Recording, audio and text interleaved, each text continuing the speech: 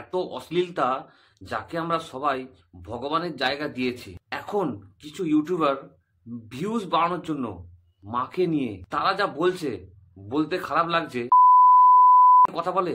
पर कैसी है आप bro, how are you feeling? बढ़िया हूँ, एकदम तैयार हूँ मरवाने के लिए तुमसे। नहीं आई हैव बेटर टेस्ट।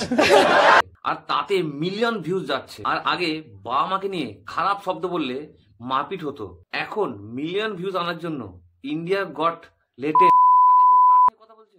আবার কার যাকে ভগবানের জায়গায় রেখেছে। ভিডিওটা শুনলে আপনার সবার মাথা গরম হয়ে। Watch your parents have sex every day for the rest of your life. क्या हो गया रणवीर भाई को? अपने अपने पकड़ लीजिए तुरंत। Or would you join in once and stop it forever? Join in what the fuck? Ranbir আলাবাদিয়া যার মিলিয়ন ফলোয়ার্স, যে মোটিভেশনের কথা বলে, সে বলছে শুনুন, অশ্লীলতার একটা লিমিট আছে, এখানে কোনো লিমিট নেই। पति परमेश्वर चाहिए मुझे, बताओ कहाँ से मिलेगा?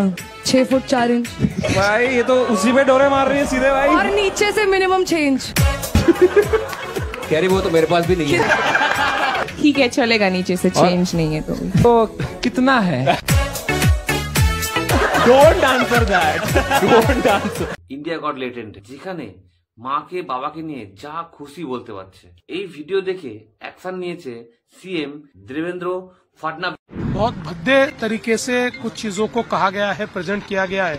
फ्रीडम ऑफ स्पीच सभी को है, लेकिन हमारी फ्रीडम वहाँ समाप्त हो जाती है जब हम किसी और के फ्रीडम पर इंक्रोच करते हैं, और इस प्रकार का इंक्रोचमेंट ठीक नहीं है। लेकिन बहुत भद्दे तरीके से कुछ चीजों को कहा गया। যেখানে এফআইআর করেছে রণবীর আলাবাদিয়ার উপর। এত ভালো মোটিভেশনের শর্টস দেখি রণবীর আলাবাদিয়ার, আর এখন মিলিয়ন ভিউজ পাওয়ার জন্য মানে মাকে নিয়ে যা ইচ্ছা তাই বলতে পারছে। क्या हो गया रणवीर भाई को? अपने अपने पकड़ लीजिए तुरंत। Or would you join in once and stop it forever? Join in what the fuck? যেখানে খুব খারাপ ভাবে কথা হয়, যেখানে ইন্টিমেটের মানে বাবা মার ইন্টিমেটের কথা হয়, মানে কিভাবে বলতে পারে চিন্তা ভাবনার বাইরে এদের, মানে যেখানে অশ্লীলতার কোনো লিমিটই নেই। How long is your dick? Ranveer भाई आप गुजरात आओ, मैं आपको कुछ महसूस कराऊंगा। মানে লিমিট ক্রস করে দিয়েছে। মানে এখানে মহিলাকে সম্মান দিচ্ছে। कभी वजाइना देखी है माँ से निकलने के बाद लवड़े?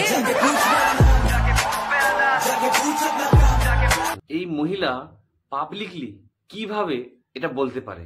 আমরা এদেরকে ইনফ্লুয়েন্সার বলি, যেখানে মিলিয়ন অফ ফলোয়ার্স এদেরকে পছন্দ করে।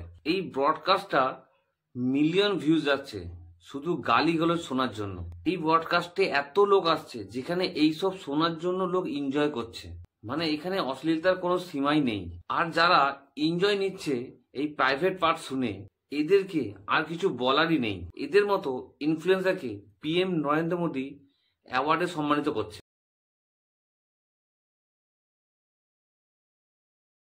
যারা অন্যজনের মা বাবাকে সম্মান দিতে পারে না, তাদের কিছু বলার নেই। আর বলতে খারাপ লাগে যাকে আমরা ভগবানের জায়গা দিয়ে রাখি। সব ছেলেমেয়েরা যেখানে পা ছুঁয়ে সম্মান করি, কোনো শুভ কাজ হলে আগে ওখানে পায়ে প্রণাম করি, আর এখন কমেডি শোতে মানে ইন্টিমেট কিভাবে হচ্ছে সেইটার কথা মানে চলছে।